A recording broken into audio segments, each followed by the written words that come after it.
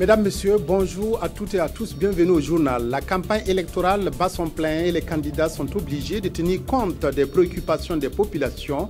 Dans le Sahel, il s'agit notamment du faible taux de scolarisation et dans la COSI de l'impossibilité de capter la RTV à Dibasso.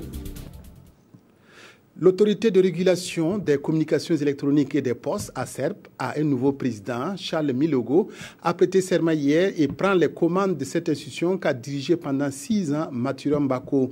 Le nouveau président de l'ASERP a une formation en électronique d'État. Saratou Sissé, Nyarkiteda, reportage. Il est le nouveau président de l'ARCEP, l'autorité de régulation des communications électroniques et des postes.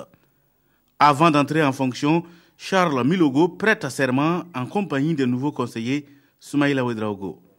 C'est au cours d'une audience solennelle de la cour d'appel de Ouagadougou. Devant des collègues, collaborateurs, amis et parents, ils jurent de bien remplir leurs fonctions en toute indépendance et impartialité de façon digne et loyale. Aussitôt, le président est installé dans ses nouvelles fonctions et l'ingénieur d'État en électronique, option télécommunication, mesure déjà la tâche à lui confier. Il va falloir que nous renforcions donc la collaboration des différents acteurs, être à l'écoute de ces consommateurs, prendre en compte leurs attentes, bien entendu, et suivre donc avec les opérateurs. Toute chose qui passe par la capitalisation des acquis. Car il y a des acquis certains, a dit le secrétaire général du Premier ministère qui, par la même occasion, a félicité le président sortant, Mathurin Bako. Avec son équipe, il a travaillé à assainir le milieu des communications électroniques et des postes et améliorer au quotidien la qualité des services, selon Yuma Zerbo. Le président sortant, tout en se félicitant du travail abattu, invite ses ex-collaborateurs à travailler avec le même dévouement avec le président entrant pour faire de l'ARCEP une institution au service des populations. La question des apatrides au Burkina, examinée par un atelier initié par le ministère de la Justice. La rencontre se penche sur la ratification de la Convention de 1961 relative à la réduction des cas d'apatrides, ce phénomène qui fait qu'une personne n'a aucun lien légal avec un pays. On assiste de plus en plus à la multiplication des cas d'apatrides dans le monde. Issa Kafando, Toueboum, Evelyne Dabiri. Toute personne a droit à une nationalité. C'est en substance l'esprit de la Convention de 1961 relative à la réduction des cas d'apatridie. Et c'est autour de cette convention que les hommes de droit se réunissent en vue d'analyser la nécessité, l'opportunité et les enjeux de la ratification de cette convention par le Burkina Faso. En matière de législation, on légifère surtout pour l'avenir. Donc il est important de nous conformer, de ratifier donc cette convention pour que dans l'avenir, lorsque d'autres types de législation viendraient à être prises, il n'y ait pas de difficulté pour nos nationaux. Dans le monde, ce sont des dizaines de millions de personnes qui vivent sans nationalité. Une situation d'apatridie qui a des conséquences. Ça a de graves conséquences parce que la personne n'a pas de pièce d'identité nationale, la personne n'a pas de certificat de nationalité, ses enfants ne peuvent prétendre à la fonction publique d'aucun pays. Et donc, les conséquences sont innombrables et en cascade. Et il va transmettre donc cette situation à ses enfants. À travers des échanges et des concertations, cet atelier de 48 heures va proposer des solutions afin de mettre en place un schéma juridique pour parer à ce phénomène. Le faible taux de scolarisation du Sahel interpelle tous les candidats à la présidentielle du 29 novembre prochain. Écoles sous paillotes, déperditions liées à l'orpaillage, faiblesse de la mobilisation des communautés autour des questions éducatives, autant d'obstacles qui handicapent le système éducatif dans la région. Kader Savadogo, Abdelaziz Agibou. Les chiffres commandent d'agir urgemment. La région du Sahel compte à ce jour plus de 400 classes sous paillotes. Dans certains établissements, comme ici à l'école primaire Dori D, les salles de classe ont du mal à contenir les élèves dont les effectifs se révèlent être pléthoriques. La progression démographique dans cette partie du Burkina n'est pas toujours accompagnée d'une politique soutenue en matière d'infrastructures éducatives. L'autre difficulté qui freine l'accès et le maintien des élèves du Sahel dans le système éducatif, les frais de scolarité. C'est cher, c'est parce que c'est cher que ces parents n'arrivent pas à payer ces frais de scolarité. Alors, pourquoi ne pas baisser le prix de l'éducation ou même aller au-delà de cela, rendre l'éducation gratuite? Même si les lignes ont bougé ces dernières années, avec un taux brut de scolarisation qui est passé de 49% en 2013 à 52% cette année, les défis à relever restent énormes. Il faut aller au-delà des obstacles en passe d'être levés, tel le déficit de personnel, pour placer le curseur sur d'autres points de blocage. L'une des solutions pour notre éducation, c'est la mobilisation sociale. Réussir à mobiliser les communautés et à les impliquer sur le devenir de l'éducation. Il faudra qu'on parvienne par exemple à une cantine endogène. Si on parvient à une cantine, si aujourd'hui on demande aux populations de prendre en charge l'alimentation de leurs enfants à l'école, est-ce qu'elle est prête? La baisse progressive de la qualité de l'enseignement, des écoles sans hygiène, sans sécurité ni système de prise en charge en ce qui concerne les soins de première nécessité sont autant de maux dont souffre le système éducatif aussi bien au Sahel que dans pratiquement toutes les régions du Burkina et pour lesquelles les futurs dirigeants du pays sont interpellés. Certaines régions du Burkina ne sont pas couvertes par les médias publics et la campagne électorale qui bat son plein peut passer inaperçue. Djibasso, dans la province de la Kossi, est l'une de ces zones. Dans cette commune rurale frontalière du Mali, il faut être d'un certain rang social pour avoir les nouvelles du pays. Une situation mal vécue par les populations. Karim Iliboudo et Karim Sissé. Djibasso, dans la province de la Kossi. Dans cette commune rurale située à 20 km du Mali, s'informer à travers les médias publics paraît très difficile. La couverture de cette localité par les chaînes nationales n'est pas encore effective.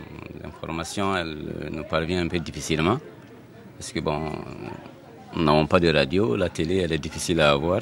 Les informations, c'est réellement les ondes, c'est ça qui nous parviennent plus. Seules quelques personnes nantis arrivent à prendre connaissance des nouvelles du pays grâce aux antennes paraboliques, comme ici, chez Bakary Dambélé. Tout le monde n'a pas de télé ici. Pour regarder à la télé, il faut déplacer pour aller chez quelqu'un qui a la parabole, pour aller regarder là-bas. Pour bon nombre d'habitants de Djibasso, cette situation est déplorable, surtout en ces... On allait en tout cas comprendre, ne serait-ce que le programme de société des candidats. Et parce que c'est par rapport à ça, les gens doivent quand même voter un tel ou tel candidat. C'est dommage. Il y avait la télé et que c'était accessible à tout le monde. Je vois que ça peut beaucoup conscientiser les gens parce que bon, à notre niveau ici, les gens sont là, bon, mais voilà. Ceux qui sont réellement informés, ceux qui sont au parfum des choses, sont très peu nombreux. Néanmoins, la population de Djibasso reste confiante. Elle garde la conviction que ces doléances seront prises en compte par le futur locataire de Kossiam. Un forum sur la prise en compte du genre dans la politique nationale de l'emploi s'est ouvert hier à Ouagadougou. Ce forum s'inscrit dans le cadre de la promotion d'un travail décent. Il est aussi consacré à la transformation des relations socio-économiques des hommes et des femmes vers plus d'équité, d'égalité et de justice sociale. Issa Kafando, Kadisanogo. C'est autour du thème « L'égalité entre les hommes et les femmes, une intégration des questions genre dans la politique nationale de l'emploi » que se tient ce forum. Initié par le ministère en charge de la jeunesse et du Bureau international du travail, ce forum est une opportunité pour toutes les parties prenantes d'examiner les questions de genre au Burkina Faso. Il s'inscrit dans le cadre de la promotion d'un travail décent et de la transformation des relations socio-économiques des hommes et des femmes vers plus d'égalité, d'équité et de justice sociale. Ça montre l'importance que le gouvernement burkinabé donne aux questions d'égalité entre les hommes et les femmes dans le monde du travail. Donc nous profitons de la nouvelle politique de l'emploi que nous allons mettre en place au Burkina Faso, qui va prendre effet à compter de l'année 2016, pour pouvoir intégrer, n'est-ce pas, cette dimension genre dans la politique, de telle sorte que la plupart des actions du plan d'action de cette politique nationale de l'emploi puissent prioriser les questions de la femme. C'est pour cette raison qu'une étude a été menée. Et c'est la restitution de cette étude-là qui a lieu ce matin. Et nous voulons nous assurer que le genre, la femme, va occuper désormais une place importante. Ce forum va permettre, dans un cadre de dialogue social, de développer une compréhension commune de la situation de l'emploi des femmes au Burkina Faso. C'est la période des récoltes pour les producteurs burkinabés et l'heure des bilans pour les organisations professionnelles agricoles. Le comité interprofessionnel du riz du Burkina, CIRB, évalue l'impact de la campagne de promotion menée au début de la saison agricole. Une rencontre qui se tient à Bobo-Dioulasso a également pour objectif d'inciter les Burkinabés à consommer le riz local. Lalmine Karantao Moussa Sanon, reportage. La production du riz est encore modeste au Burkina. Couvrant moins de la moitié des besoins en consommation du pays, cette production reste confrontée à de nombreuses difficultés, notamment au niveau de la commercialisation où la politique de promotion qui faisait défaut est en passe de trouver une réponse avec la campagne menée au mois de juin-juillet dernier par le CIRB, le comité interprofessionnel du riz du Burkina, qui réunit ici les acteurs de la filière riz en atelier d'évaluation. On a eu à toucher toutes les régions du Burkina pour au moins les faire savoir quelle est la faveur du riz national. Le riz qui est produit au Burkina ici, il est disponible au niveau de toutes les régions. C'était resté méconnu par les consommateurs. Voilà pourquoi le PDA GIZ nous a accompagnés à faire vraiment un tapage autour de ce riz-là. Tous ces acteurs sont unanimes. La campagne de promotion de la commercialisation du riz national a eu des effets à tous les niveaux. Comprendre qu'avec l'engagement, ils ont aussi le savoir-faire et la technicité pour fournir du riz aux consommateurs qui rivalisent à un niveau supérieur avec la qualité du riz importé de meilleure qualité. De cet atelier d'évaluation des effets et impacts induits par la campagne, il est attendu donc des participants une meilleure compréhension de leur rôle dans la promotion du riz local. Est libre. Il invite le peuple burkinabé à faire massivement le déplacement du stade du Katout pour supporter notre équipe nationale. La RTB ne pourra pas assurer la retransmission en direct de cette rencontre et elle s'en excuse auprès des amoureux du football. L'artiste musicien Greg est de retour sur le marché discographique burkinabé. Son deuxième album s'intitule Ya Parlé, c'est neuf en français. Il comporte 14 titres et traite des thèmes de l'amour et de la paix. L'album a été présenté au cours d'une soirée dédicace. Nongba Kouda, Hervé Kaboré.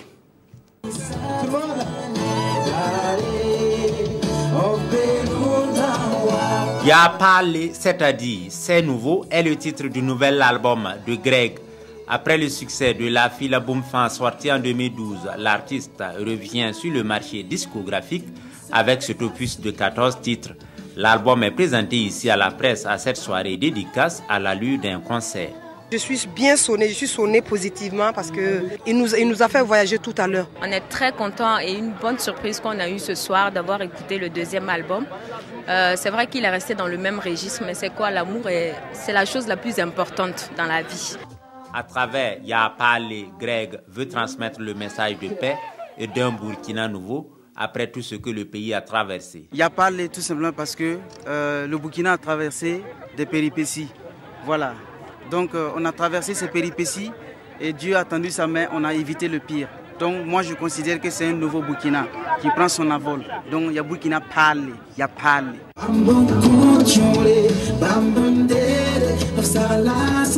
Dans cet album, le jeune artiste a fait des featuring avec des grands noms de la musique burkinabé tels que Malcolm Dicko Fils et Alif Naba.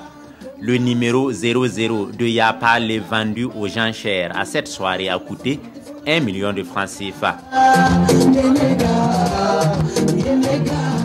La revue de presse des quotidiens pour boucler cette édition, la participation du CDP aux législatives et la mise en place d'un dispositif sécuritaire en France sont les sujets phares traités par le journal de ce mardi. Sibidi Issa Lankwande. Le quotidien consacre son édito à la participation du Congrès pour la démocratie et le progrès à la campagne pour les législatives.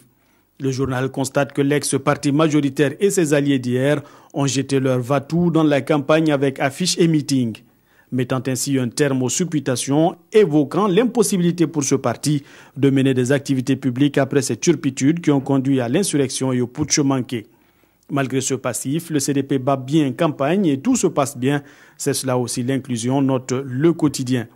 Le journal y voit là une forme de rejet de l'intolérance par les Burkinabés.